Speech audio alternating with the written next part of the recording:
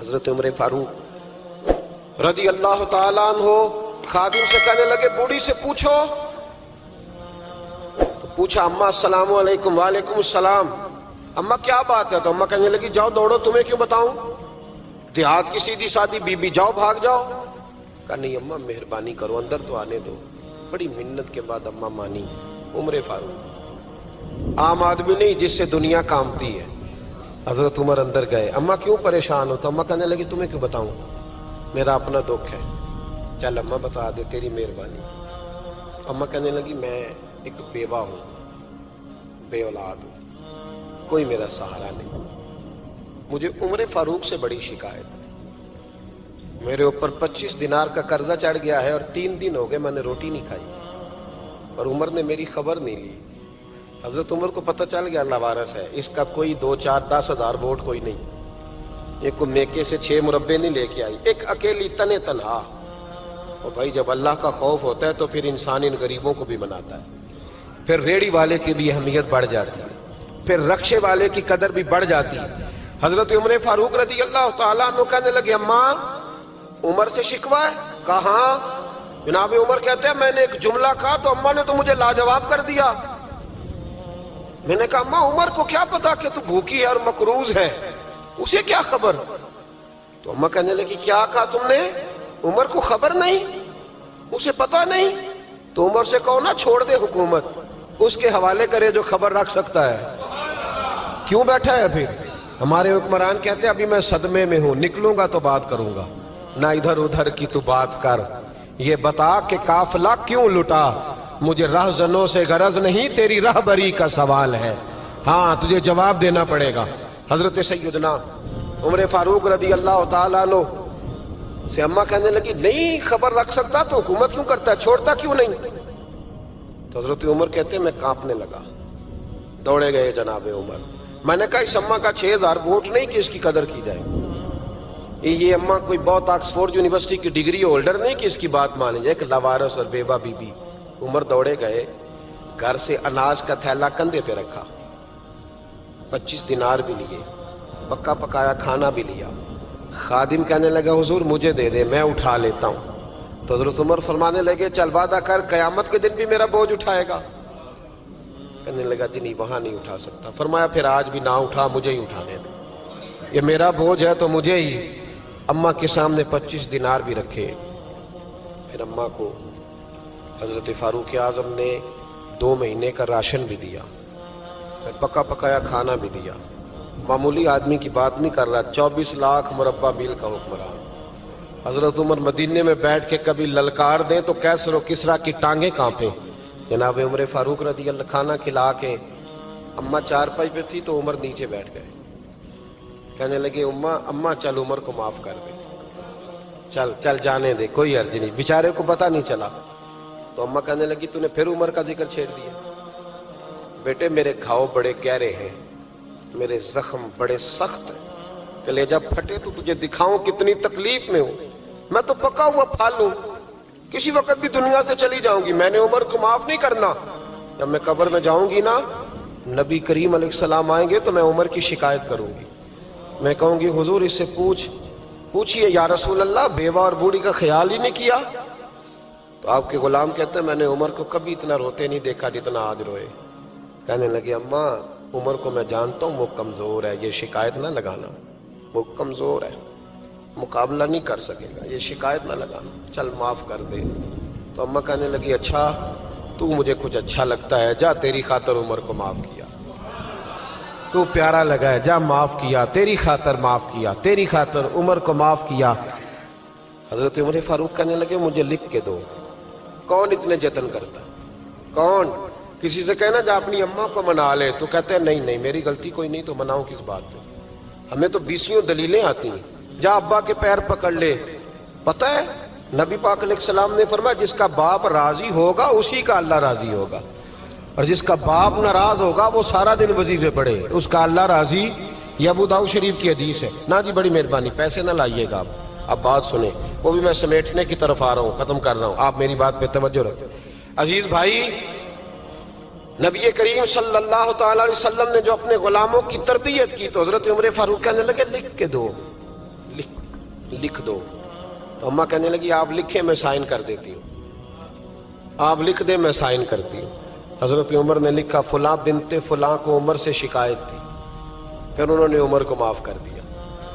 अम्मा साइन करने ही लगी थी, साइन करने ही लगी थी कि मौला अली शेर खुदा आ गए, हजरत अब्दुल्ला इब्ने मसूद आ गए। ओहो उमर यहां बैठे हुए हो, मैं सारे मदीने में तलाश कर रहा था, यहां बैठे हो, वो कुछ लोग मिलने आए, निकलो। अम्मा ने सुना कि ये उमर थे तो अम्मा उठ के खड़ी हो गई। आय हाय उमर थे, आप उमर थे? तो जनाब उमर कहने लगे अम्मा तूने जो कहा ठीक कहा, लेकिन अपने वादे पे कायम रहा, ये जरा साइन कर दे। अम्मा ने साइन किए तो हजरत उमर फारूक फरमाने लगे अली आ गए हो तो बतौर गवाह तुम भी दस्तखत कर दो। अब्दुल्ला इब्ने मसूद तुम भी बतौर गवाह जब साइन हुए तो जनाब उमर ने रुक्का लपेटा और मौला अली शेर खुदा से फरमाने लगे अली ये रख लो, मुझे लगता है मैं तुमसे पहले दुनिया से जाऊंगा, और जब मैं पर्दा कर जाऊं ना तो ये रुक्का मेरे कफन में रख देना। अगर हुजूर अलैहिस्सलाम ने पूछा ना मेरी उम्मत के साथ क्या सलूक करके आए हो, तो रुक्का निकाल के कहूंगा या रसूलल्लाह एक बूढ़ी नाराज थी, मैं उसे भी राजी करके आया। हुजूर ये मैं राजी। भाई जब तक हम अल्लाह से नहीं डरते मुआशरा इस्लाह पजीर नहीं हो सकता। हजरत उमर फारूक रजी अल्लाह तआला अन्हु ना बाहर वालों का भी बड़ा सख्त हिसाब करते थे। बड़ा एक गवर्नर साहब ने लिबास बड़ा शानदार पहनना शुरू कर दिया था, तो हजरत उमर ने उतरवा के ना तो उन्हें टाट का लिबास पहना के तो ऊंट चराने की ड्यूटी दे दी थी। इतना सख्त एहतसाब करते।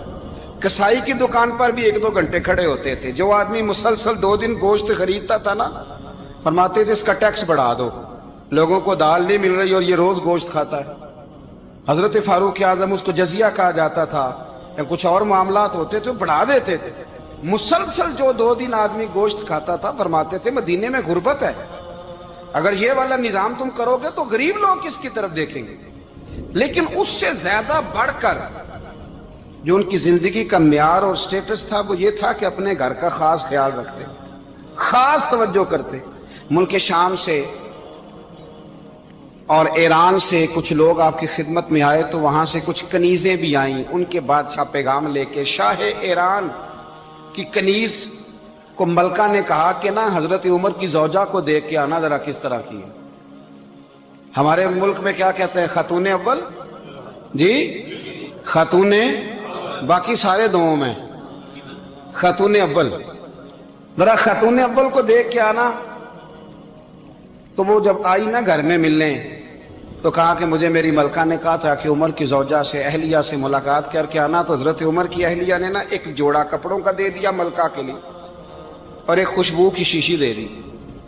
अब जब वो तोहफे वहां गए तो उस मलका ने ना कुछ सोने का सामान भेजा, कुछ जेवरात भेजे, कुछ तहाइफ भेजे। जब हजरत उमर के घर आए ना वो खादिम लेके आया, उसने कहा जी आपकी अहलिया ने तोहफे भेजे थे। तो जवाब में शाह ईरान की बीवी ने, यहाँ जिस मुल्क का वो सफीर था, उन्होंने भी ये भेजे। तो हजरत उमर फारूक ना वो तोहफे लेके घर गए तो जाके कहने लगे अपनी अहलिया से ये तू कब से तोहफे तहाइफ भेजने लग गई है, ये कब से निजाम शुरू हो गया। तो हुजूर तोहफा देना लेना तो ठीक है, सुन्नत है, मोहब्बत बढ़ती है, तो ये कोई कबाहत नहीं, और मैंने अपनी जाती इस्तेमाल के लिए जो चीजें रखी थी वो मैंने दी हैं। तो हज़रत उमर फारूक रज़ी अल्लाह तआला अन्हु फरमाने लगे हमने किसी मुल्क के साथ और उसके बादशाह के साथ जाती ताल्लुक नहीं बनाना, ताल्लुक जो भी बनेगा रसूलुल्लाह के दीन की बरकत से बनेगा। जाती रिश्ते नहीं हमने कायम करने। जाती आपके मुल्क की जो एयरलाइन जिसका हर साल खसारे का ढंढोरा पीटा जाता है ना, वो हमारे बादशाह साहब और सदर साहब अगर गैर मुल्कियों को घोड़ा कभी भेजना हो ना, घोड़ा, तो पूरा एक जहाज घोड़ा लेके तोहफे में जाता है। पूरा जहाज गरीब कौम का ये सरमाया, और कौम बड़ी बादशाह है, लाइनों में लाके वोट देती है। 2 काम हमेशा लाइन में लाके करने, एक बिल लाइन में लाके जमा कराना है और एक वोट लाइन में लाके, ताकि फिर पूरे 5 साल लाइन में ही लगे रहें। मर्जी से आप वोट देना, पर जो बात दुरुस्त है उसको सुनो। हजरत उमर फारूक रज़ी अल्लाह तआला अन्हु ने अपनी अहलिया से पूछा कितने का था वो तेरा जोड़ा और खुशबू की शीशी? उन्होंने कहा 3 दिनार की।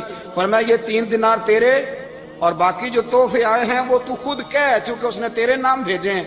तू कह कि मैं माले गनीमत में देती हूं, तू कह मैं मुसलमानों को कह تو زوجہ ہنس پڑی, کہنے لگی میں نہ بھی کہوں تو مجھے کہنا تو پڑے گا ہی, کہنا تو میں نے ہے ہی, جو کہ سامنے عمر فاروق ہیں, لہذا پر میں کہہ دیتی ہوں میں نے دیا خزانے کو. حضرت عمر نے جمع کرا لیا. میں یہ کیا بات ہوئی, میرے گھر والے جو مرضی کریں, ان کا معیار زندگی جس طرح کا مرضی ہو.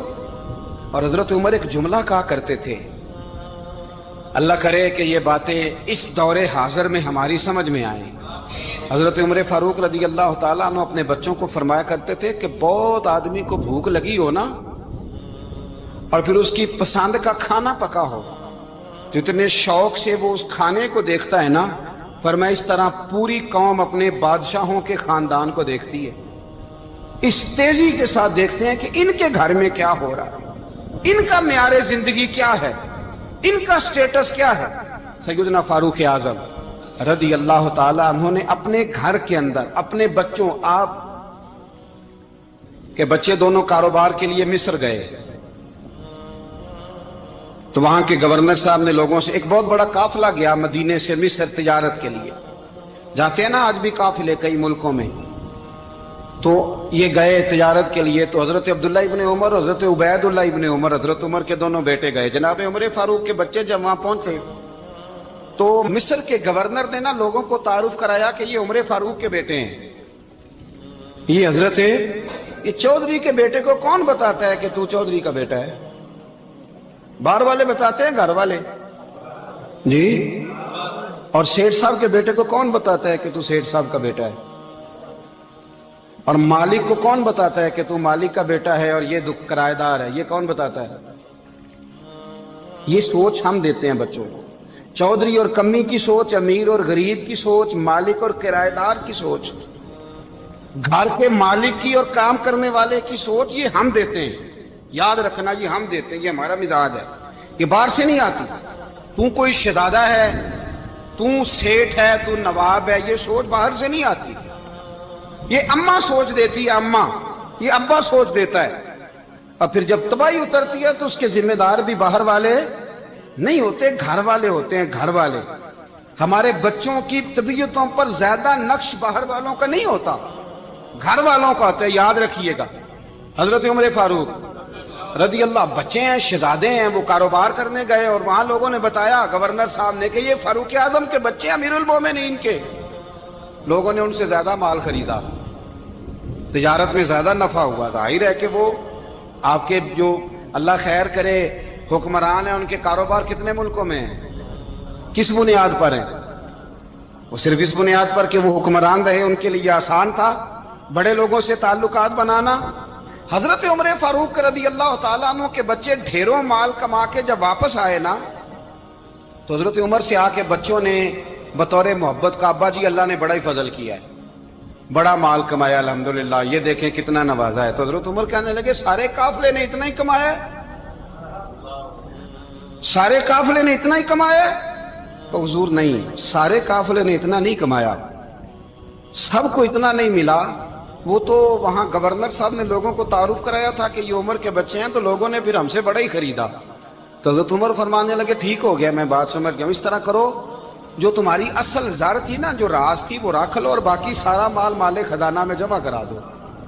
اس لیے کہ یہ تم نے تجارت نہیں کی, یہ تم نے اپنے باپ کا نام بیچا ہے, یہ تم نے امیر المومنین کے بیٹے ہونے کا فائدہ اٹھایا ہے. فرمایا یہ تمہارا نہیں حق, یہ مسلمانوں کا ہے, اس لیے کہ یہ مال تم نے محنت سے نہیں کمایا, یہ باپ کی کرسی کا فائدہ اٹھایا ہے.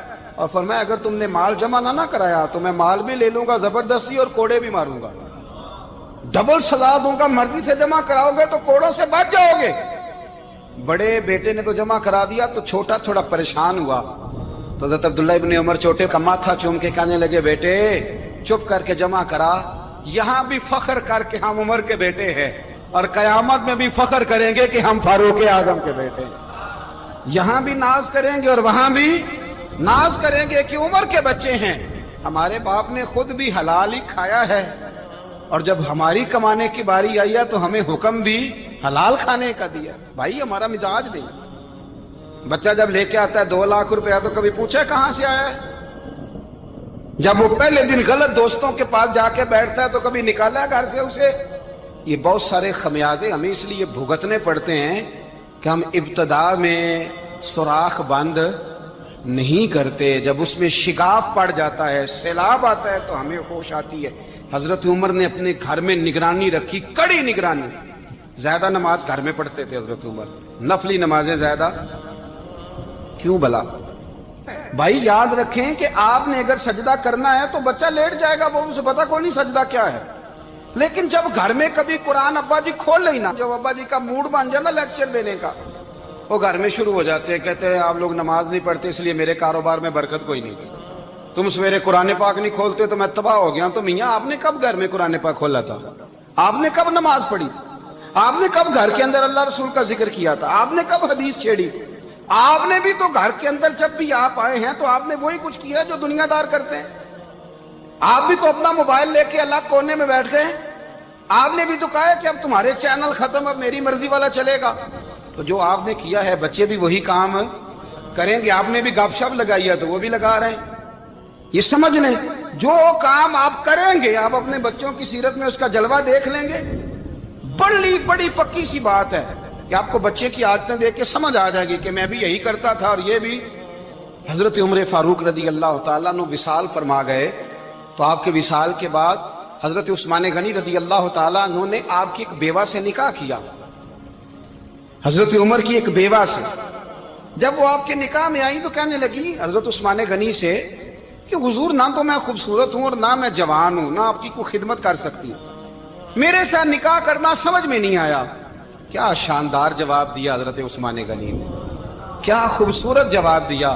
فرمانے لگے میں نے اس لیے نکاح نہیں کیا کہ مجھے تمہارے حسن سے دلچسپی تھی یا تمہاری خدمت کی ضرورت تھی، میں نے تو اس لیے نکاح کیا ہے کہ مجھے بتاؤ عمر فاروق گھر کے اندر اپنے رب کی عبادت کس طرح کرتے تھے، وہ قرآن پاک کس طرح پڑھتے تھے، وہ رویا کیسے کرتے تھے، استغفار کا طریقہ کیا، کس وقت کس انداز میں وہ اپنے رب کو یاد کرتے تھے۔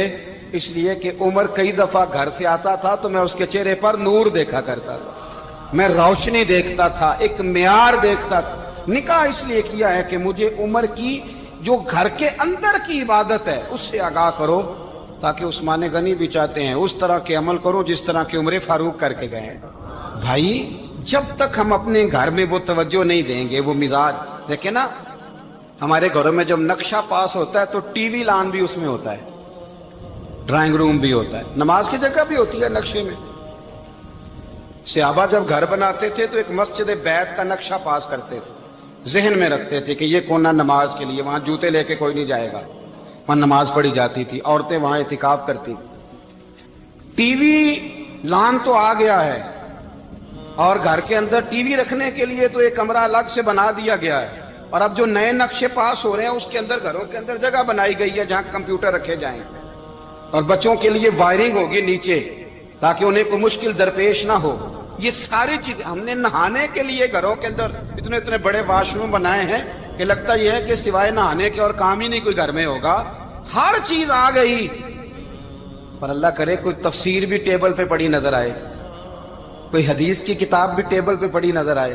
اللہ کرے کہ جس طرح ابا لطیفہ سن کے آتا ہے تو جب تک سنا نہ لے اسے ہضم نہیں ہوتا، اللہ کرے کہ وہ جمعے میں بیان سن کے جائے تو اس کا بھی دل کرے میں اپنے بچوں کو سناؤں، وہ نبی پاک کی کوئی حدیث کہیں سے سنے تو گھر جا کے سنائے۔ جب تک یہ معیار نہیں بنتا آپ کیسے توقع کرتے ہیں کہ گھر کے اندر اللہ کی رحمتیں نازل ہوں گی؟ آپ یہ کیسے توقع کرتے ہیں کہ گھر کے اندر وہ معیار اور وہ مزاج بنے گا؟ حضرت عمر فاروق نے ذاتی زندگی پر جو توجہ دی، گھر والوں کے معیار پر جو توجہ دی حضرت عمر فاروق رضی اللہ تعالیٰ عنہ نے، وہ بھی بڑی دیدنی ہے۔ حضرت ابو موسیٰ اشعری کو نا آپ نے وزیر خزانہ بنایا، وزیر خزانہ، تو حضرت ابو موسیٰ اشعری کہتے ہیں کہ حضرت عمر کو شیخ خزانے میں رہنے تو دیتے نہیں تھے۔ تو ایک دن میں صفائی کر رہا تھا اس کمرے کی جس میں خزانہ رہتا تھا۔ ہمارے تو ملک میں جو جاتا ہے وہ صفائی کر کے ہی جاتا ہے، اللہ خیر کرے۔ اور خیر معیار بدلتا ہے، جو پچھلی حکومت ہوتی ہے وہ قرضہ اٹھاتی ہے، وہ باہر سے جاتی ہے تو قرضہ لے کے آتی، اور جو نہیں آتی ہے وہ کہتی ہے ہمیں پیکج مل گیا ہے، وہ قرضہ نہیں اٹھاتے۔ ان کو کیا ملتا ہے؟ یعنی پچھلی نے قرضہ لیا تھا اور ہم نے، واہ جی واہ کیا خوبصورت انداز ہے، اس کا نام بدل کے نا، انہوں نے قرضہ لیا تھا اور ہم نے، میں کہا بڑے شاندار سیانے بندے ہو گئی۔ اور اللہ تعالیٰ خیر فرمائے، ہمارے جو بڑے شاندار قسم کے دوست ہیں نا، شاندار، جن کا ادب سے نام لیتے ہیں، وہ عرب کے بادشاہ ہیں۔ ہم تو عرب خالی کہتے بھی نہیں، عرب شریف کہتے ہیں، عرب شریف۔ انہوں نے پتہ کیا کیا ہے؟ انہوں نے اس طرح کیا ہے کہ جو کشمیریوں کا قاتل تھا نا، اس کے گلے میں میڈل ڈال دیا ہے۔ یہی کام وہ کرتے رہتے۔ انہوں نے پہلے انہیں بلا کے مندر بھی بنوائے تھے، ہمیں کوئی شکوہ نہیں، ان کی زمین ہے، اللہ تعالیٰ توفیق عطا کرنے والا ہے، پر خیال یہ تھا کہ چلو کشمیریوں کے زخموں پر نمک نہ چھڑکتے، 2 مہینے انتظار کر لیتے، کچھ حالات سنور جاتے، کچھ تھوڑا انتظار۔ ہیں ہمارے دوست، ہمارے وزیر اعظم صاحب جب جاتے ہیں تو وہ پھولوں کا ہار ڈالتے ہیں ہمارے دوست، لیکن انہیں وہ حدیث یاد نہیں کہ نبی پاک علیہ السلام نے فرمایا جب میرے مومن کو تکلیف ہوتی ہے تو مجھے بھی گنبد خضرا میں تکلیف ہوتی ہے۔ انہیں نہ کشمیریوں کا خون یاد نہیں آیا، انہیں برہان وانی کی کٹی ہوئی لاش یاد نہیں آئی، انہیں 30,000 بیوہ عورتیں 30,000 بیوہ عورتیں یاد نہیں آئی، 30,000 بیوہ عورتیں جن کے سہاگ اجڑ گئے، اور انہیں 1.25 لاکھ یتیم بچہ یاد نہیں آیا جو یتیمی کی زندگی گزار رہا ہے، اور اس کے باوجود بہت بڑے ذمہ دار ہے وہ۔ مجھے پڑھ لینے دو آج احمد فراز کا شعر، وہ ہمارے مکتب کوئی ایسا نہیں کہ وہ مولوی تھا، وہ غیر جانبدار تھا، پر مجھے آج پڑھ لینے دو اس کا شعر، ایک کلیجے کا درد ہے، پڑھ لینے دو۔ اس نے کہا تھا کہ پڑھتا ہوں تو کہتی ہے یہ خالق کی کتاب ہے، مثل یہودی یہ سعودی بھی عذاب، اس قوم کے بارے میں کیا لکھوں فراز، کعبے کی کمائی سے جو پیتے ہیں شراب، کعبے کی کمائی سے جو پیتے ہیں شراب، اس قوم کے بارے میں کیا لکھوں فراز، کہ کعبے کی کمائی سے جو پیتے ہیں شراب۔ میں خیال نہیں آیا تمہارا صرف دین یہ ہے کہ قبریں گرا دو، مزارات گرا دو، فقط یہ دین ہے؟ کوئی نبی پاک کے روزے کی طرف منہ کرے تو اسے مشرک کہو، یہ دین ہے؟ اس کا نام مذہب رکھا ہے تم نے؟ مذہب تو اس کا نام ہے کہ جو رسول اللہ کا نام لینے والا ہے وہ ہمارا یار ہے، اور جو نبی پاک کا نام لینے والا نہیں، ہمارا اس سے کوئی تعلق، یہ دین ہے۔ حضرت عمر فاروق کی سیرت سنا رہا ہوں، حضرت عمر کی۔ حضرت ابو موسیٰ اشعری نے ایک عیسائی کو منشی رکھا تھا، اکاؤنٹ آفیسر حضرت ابو موسیٰ اشعری نے۔ تو حضرت عمر فاروق بول پڑے، کہنے لگے تمہیں مسلمان کوئی نہیں ملا تھا؟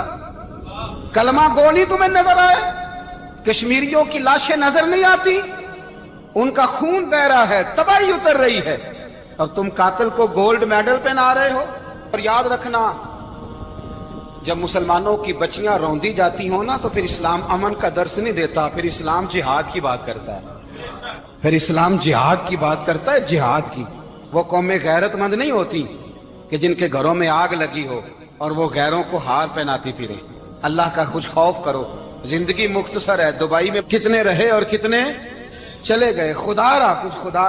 تم سے اچھے تو وہ نیو یارک کے رائٹر ہیں جو کم از کم اپنے کالموں میں کشمیر کی بات کرتے ہیں، تم سے اچھا برطانیہ کا وہ شخص ہے جو کم از کم BBC لندن پہ رپورٹ جاری کرتا ہے تو کہتا ہے کشمیر پہ ظلم ہو رہا ہے، تم سے تو وہ اچھے رہ گئے۔ تم نے بات کرنا تو دور کی بات، تم نے دشمنوں کے گلے میں ہار پہنانے شروع کر دیے۔ کل جب پوچھیں گے بلا کے تم کو اپنے سامنے، کیا جواب جرم دو گے تم خدا کے سامنے؟ بڑی تکلیف ہوئی، بڑی تکلیف ہوئی۔ وہ نا منصور حلاج کو پھانسی دی جا رہی تھی، تو حضرت جنید بغدادی بھی آ کے دیکھنے لگے، تو منصور حلاج کہنے لگے بابا سارا زمانہ دیکھے پر تو نہ دیکھ، سارا زمانہ تماشا دیکھے انہیں تو پتا کوئی نہیں نا، تو نہ دیکھ۔ عرب شریف والو، ٹرمپ اسے انعام دیتا تو تکلیف کوئی نہیں تھی، ملکہ وکٹوریا اسے انعام دیتی تو تکلیف کوئی نہیں تھی، پر تم تو نہ ایسا کرتے، تم تو اپنے تھے، تم تو کلمہ گو تھے، تم تو یہ ظلم نہ کرتے، تم تو یہ حرکت نہ کرتے، میں کہتا ہوں ٹھہر ہی جاتے۔ جانا نہیں دنیا سے، اللہ کے حضور حاضر نہیں ہونا۔ جب رسول اللہ قبر میں آئیں گے تو کیا جواب دو گے؟ خدا را، حضور نے فرمایا تھا گناہ روک نہیں سکتے تو دل میں ہی برا جان لو، ذالک اضعف الایمان، یہ کمزور ایمان ہے، کم از کم اتنی حد تک تو آ جاؤ، دشمن سے گلے تو نہ ملو۔ خدا را سمجھے، ہمارا پہلا تعارف یہ ہے کہ ہم رسول اللہ کے غلام ہیں۔ اقبال نے کہا تھا وطن کا بت نہ بنانا، وطن کو بت نہ بنانا۔ اقبال کہنے لگے ان تازہ خداؤں میں بڑا سب سے وطن ہے، جو پیرہن اس کا ہے وہ مذہب کا کفن ہے، اس لیے کہ بازو تیرا توحید کی قوت سے قوی ہے۔ اسلام تیرا دیس ہے، اسلام تیرا دیس ہے، کیونکہ تو مصطفی ہے، تو نبی پاک والا ہے، مصطفیٰ والا۔ اسلام تیرا دیس ہے، تو مصطفی ہے۔ امریکہ میں جو مسلمان رہتا ہے ہمارا بھائی ہے، اور پاکستان میں جو مرزائی رہتا ہے اس سے ہمارا کوئی تعلق نہیں ہے۔ حضرت عثمان غنی نے اپنے چچا کے بیٹے سے کہا تھا کہ تو کلمہ نہیں پڑھتا تو تیرا میرا رشتہ کوئی نہیں۔ بلال حبش سے آیا ہے پر میرے نبی کا غلام ہے تو سگے بھائیوں سے بھی آگے ہے۔ ہزاروں قومیں وجود میں آئیں دہر میں خوش کو تر کے رشتے سے، پر ہم نے بنیاد دوستی رکھی یاد خیر البشر کے رشتے سے۔ اپنی ملت پر قیاس اقوام مغرب سے نہ کر، خاص ہے ترکیب میں قوم رسول ہاشم۔ کچھ خیال کرے، پہلا تعارف دین ہے، اگر دین نہیں تو پھر کسی وطن کی کوئی ضرورت۔ اس لیے کہ پاکستان کا تصور اقبال نے پیش کیا نا، تو اقبال کہنے لگے ان تازہ خداؤں میں بڑا سب سے وطن ہے جس کو تم بت بنا کے پوجتے ہو۔ ہمارا وطن تو ہمیں جان سے زیادہ پیارا ہے، پر پہلے پاکستان نہیں، پہلے اسلام، پہلے اسلام تیرا دیس ہے، تو مصطفی ہے۔ تو آمدام برسر مطلب حضرت عمر فاروق رضی اللہ تعالی عنہ۔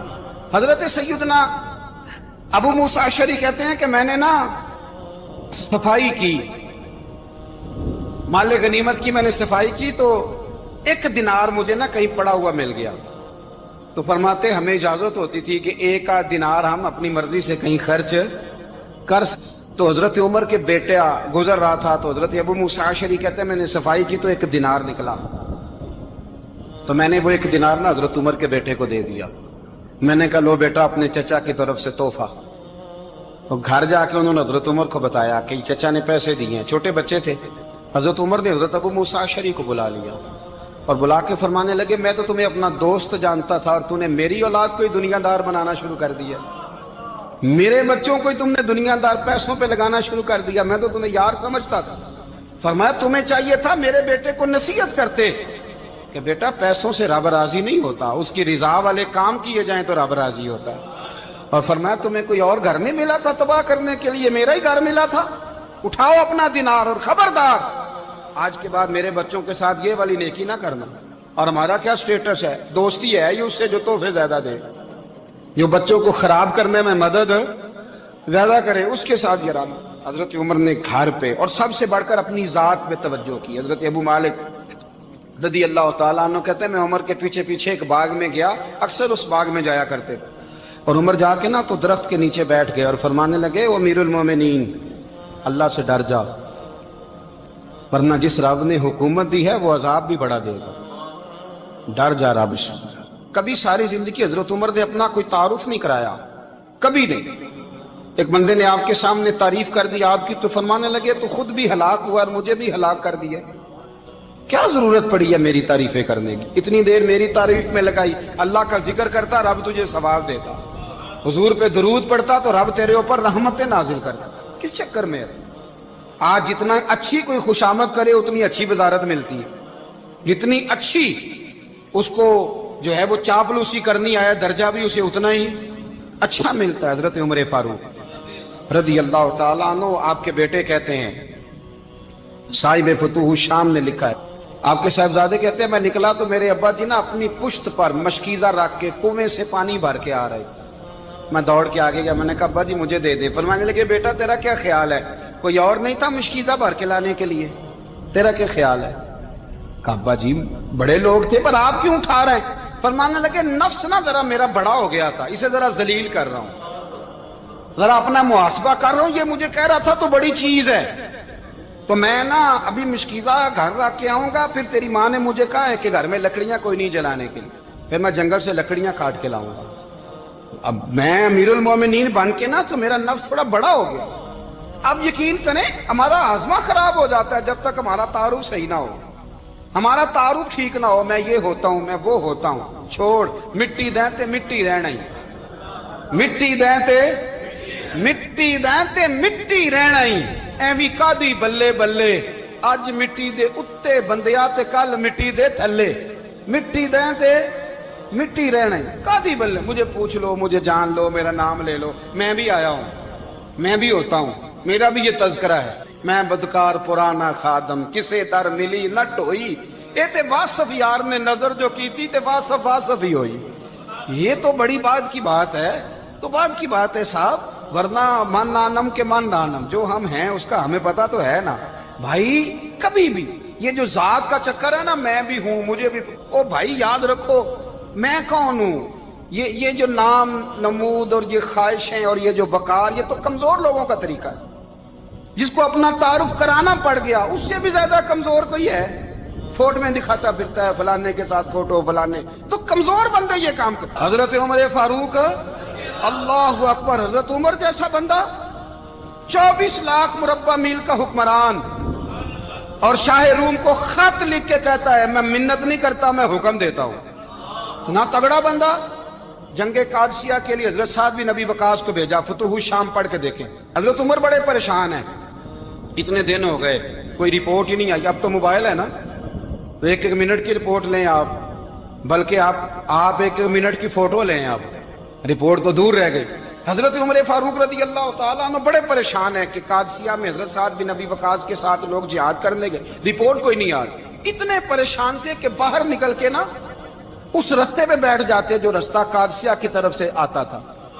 उस जो भी आता जाता पूछते जंग के क्या हालात हैं। उधर जब अल्लाह ने फतह दे दी ना, तो हजरत साद बिन नबी वकास रदी अल्लाह तआला अन्हु ने ना एक कासिद को खत दे के भेजा, कहने लगे उमर के पास जाओ, उन्हें इत्तला दो कि अल्हम्दुलिल्लाह अल्लाह ने इस्लाम को फतह अता कर दी। ये हजरत उमर को जाके देना, वो बड़े परेशान होंगे। वो जो उस जमाने में इस तरह होता था कि कई दूर दूर से सहाबा जो दूसरे शहरों के मुल्कों के रहने वाले होते थे, वो भी आके शामिल हो जाते थे जिहाद में।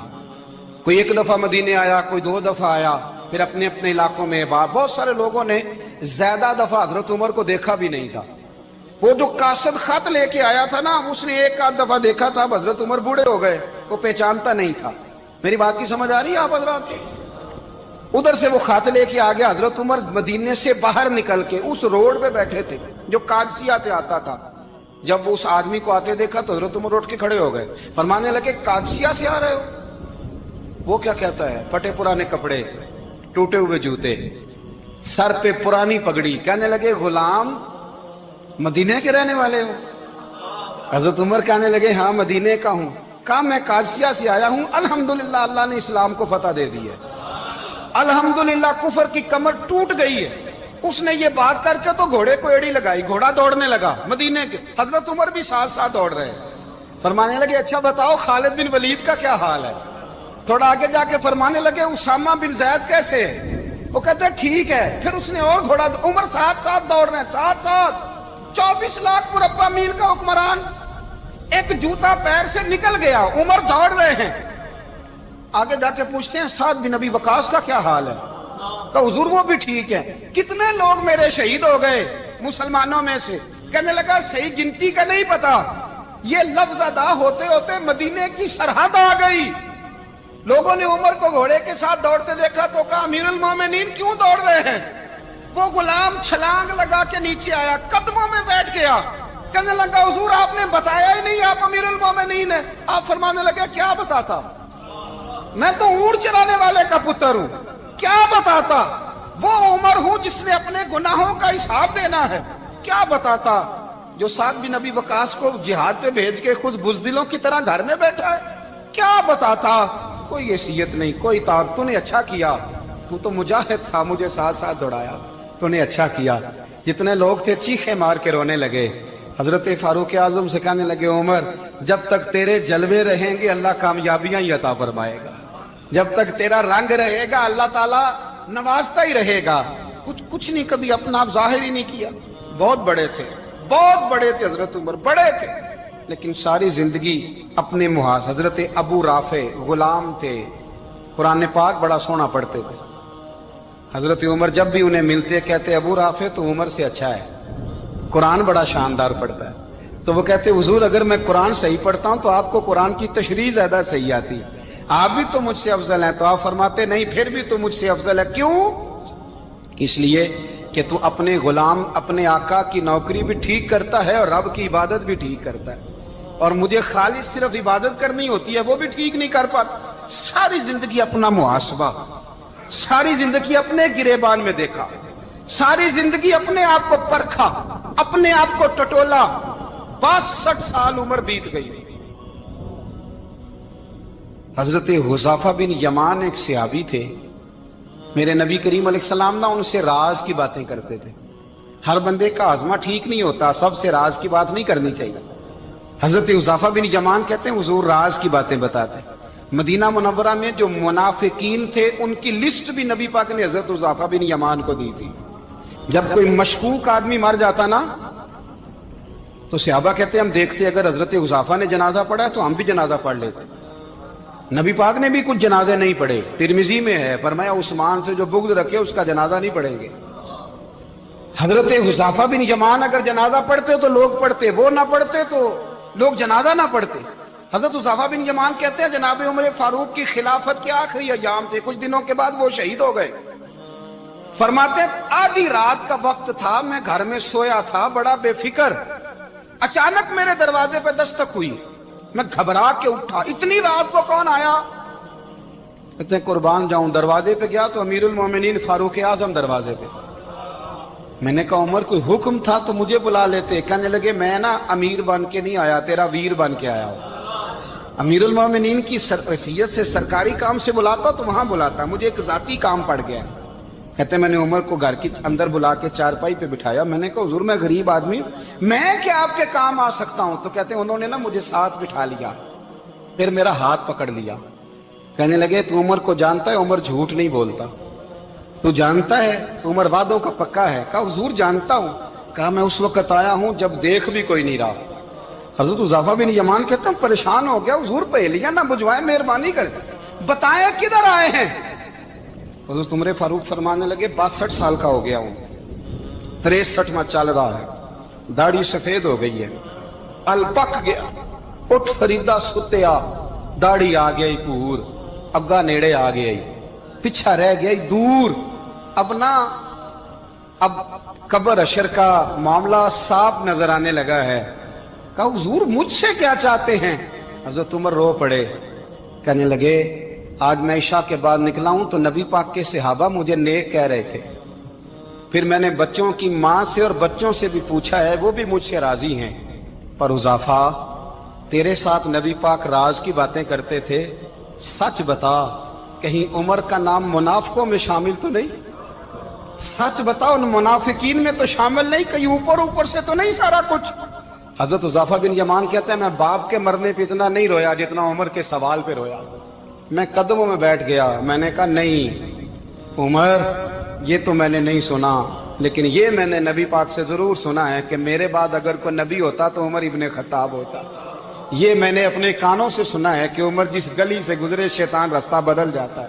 یہ میں نے اپنے کانوں سے سنا ہے کہ 950 سال حضرت جبریل جناب عمر کی شان بیان کریں تو پھر بھی بیان نہیں ہو سکتا.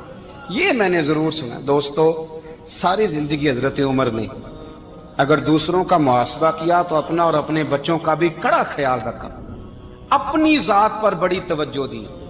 جو لوگ اپنا بھول جاتے ہیں نا، ہمیں اپنی صحت کا بڑا خیال ہے لیکن اپنی روحانی زندگی کا کوئی خیال نہیں ہے، قلبی زندگی کا کوئی تصور نہیں ہے. آپ یقین کریں موٹا آدمی کمزور ہونے کے لیے جدوجہد کر رہا ہے، کمزور طاقتور ہونے کے لیے، لیکن جس کو کتنے دن بیت گئے اللہ رسول کی یاد میں رویا ہی نہیں، کتنے دن بیت گئے نہ سننے کو دل ہی نہیں چاہا، جسے مہینوں بیت گئے اور قرآن پاک کی طرف نظر ہی نہیں گئی، وہ فکر مند ہی نہیں. زندگی زندہ دلی کا نام ہے، مردہ دل کیا خاک جیا کرتے ہیں. بھائی حضرت عمر کی زندگی دور حاضر میں ہمیں یہ سبق دیتی ہے کہ کڑی نگرانی رکھو اپنے پودوں کی، کڑا خیال رکھو اپنے ذاتی باغ کا، اور یہ جو تمہارے دل کی دنیا ہے یہ تمہاری روح کی زندگی ہے، اس کا محاسبہ کرتے رہو. نبی کریم علیہ السلام نے فرمایا اپنا حساب خود کر لو قبل اس کے کہ تمہارا حساب کیا جائے. اپنا حساب بولیے، اپنا حساب. ہم ساری دنیا کا حساب کرتے پھرتے ہیں، کوئی کہاں سے کماتا ہے کہاں کھاتا ہے، پر اپنا حساب حضور نے فرمایا حساب کر لو قبل اس سے کہ تمہارا حساب مولا علی فرماتے ہیں نماز پڑھ لو قبل اس کے کہ تمہاری نماز پڑھی جائے، نماز پڑھ لو قبل اس کے کہ تمہاری، اپنا محاسبہ کریں، تھوڑا سا نا اوپر دائیں بائیں دیکھنے کی بجائے تھوڑی سی گردن جھکا کے نا، درویش کہتے ہیں برے بندے نو میں لبن ٹریا تے جگ تے ملیا نہ کوئی، اپنے اندر چاتی پائی تے میتھوں برا نہ کوئی، تھوڑی سی نا، تھوڑی سی اپنی طرف توجہ دیں۔ ہم نا بے چین وقت گزار رہے ہیں، بے قرار ہیں، بے سکون ہیں، سبب یہ ہے کہ ہم نے نا اپنا حساب کرنا چھوڑ